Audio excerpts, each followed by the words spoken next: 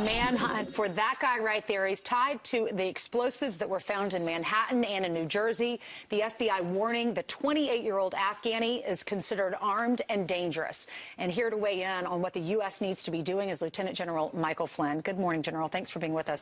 Yeah, any chance this guy could have gotten on a plane? We don't know where he is. There are some reports that the 5 people that were questioned over the weekend were his family members. They can't find this guy. Right. So a couple of things. I mean, I don't know where he's at, but was this guy on our radar prior to this? And do we have the right kind of rules of engagement, if you will, within the homeland, within our law enforcement community, to be able to go into these communities? And frankly, this whole notion of Islamophobia, that is absolute nonsense. This is about securing our nation. This is about making the people feel safe on the streets in New York or wherever they are around this country. As it was just highlighted, we were talking about 3 states, and the likelihood of having more attacks in this country will continue until we get very, very serious about this. Absolutely, and it doesn't seem like we are. And if you are, you could get labeled as somebody that has a problem with Muslims. Josh Ernest, who's on another network, he was asked about this, being that there seems to be international connections. And he says this is a war of narratives. Our war with ISIS is one of a war with narratives. So what's our narrative? I mean, our narrative is, what I believe right now is we're losing this war. Okay, that's what I believe. And the problem is... Their narrative is it's working. Their narrative is attack where we live. That's what they just put out a couple of days ago. Attack where we live, where the enemy lives. That's us. And it's whether it's in Europe or whether it's in New York City or whether it's in Minnesota. They put that word out. These various individuals are following this on the internet. They're following it in their own communities. I mean, this is not about Islamophobia. This is not about racism. This is about securing our nation in a time where we have a vastly different enemy that we are facing.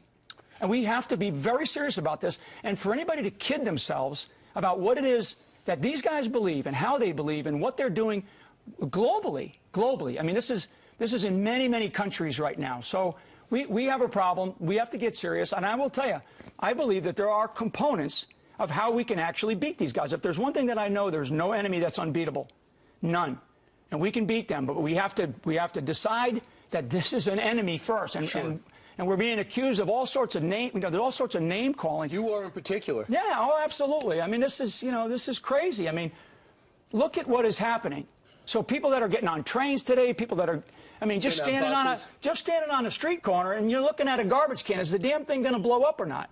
I mean, we are in a war. They have declared war on us.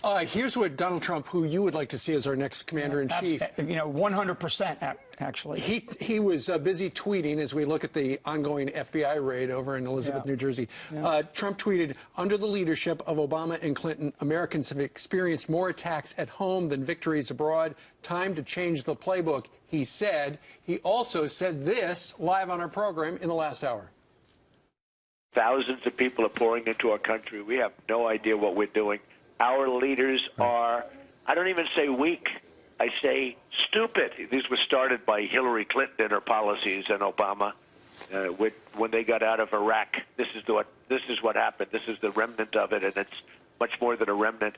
Hey, look, they started in a small area. Now they're in 28 countries, and I listened to Obama say, well, we're winning the war. We're not winning the war. They're winning the war. We're trying to be so politically correct in our country, and this is only going to get worse. This isn't going to get better. And I've been talking to you guys for years, and I've been saying it. We are too politically correct. Yeah, political correctness kills.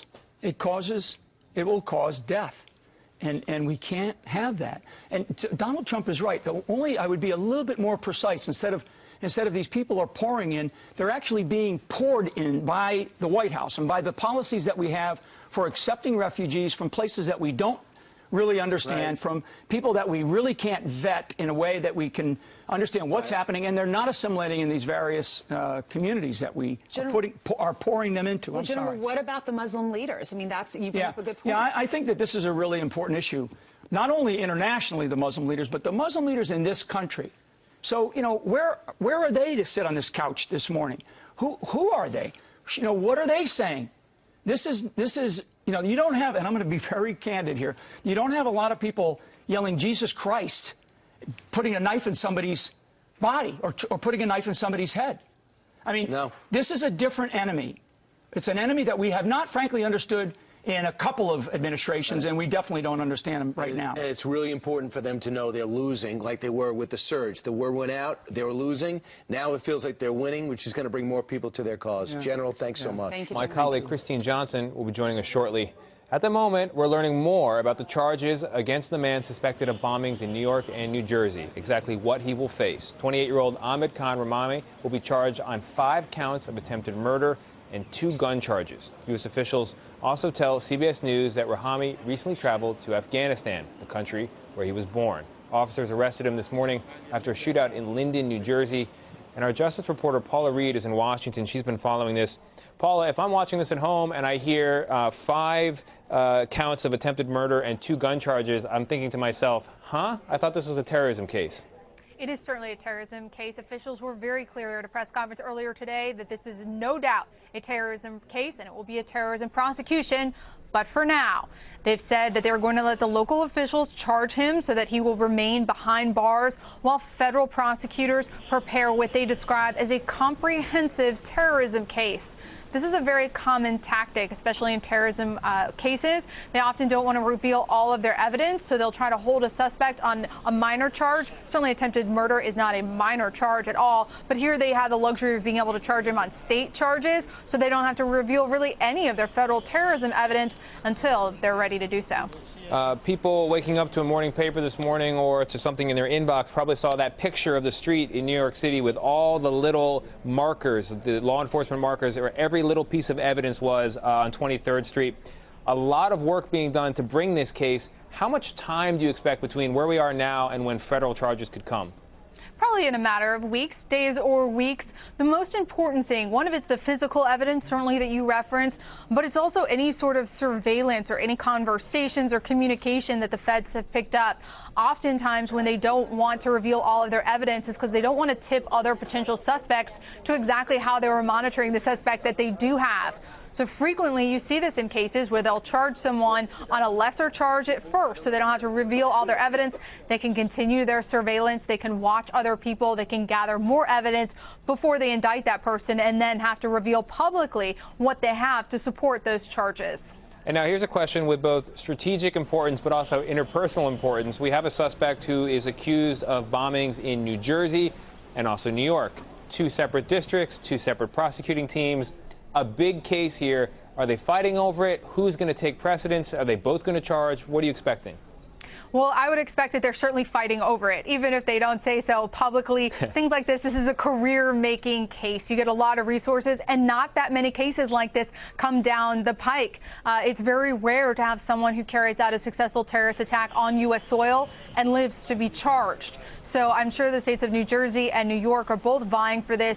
It is more likely that the Southern District of New York in Manhattan, that prosecutor Preet Bharara will receive the case because he had dozens of injuries in his district where the other 2 bombs did not result in injuries. So it is more likely that it'll go to the Southern District of New York, but it's a fascinating science, sort of art, I guess you might say, when these big high-profile cases come, how Main Justice, the mothership here in Washington, decides who gets them. But my money would be on the Southern District of New York. The Southern District. You know, another remarkable thing about this young case is the fact that we're watching video of the terror suspect on a stretcher alive, captured in the aftermath of what authorities say are multiple bombings and attempted bombings. How unusual is it to have a terror suspect alive and well on American soil after the attempt?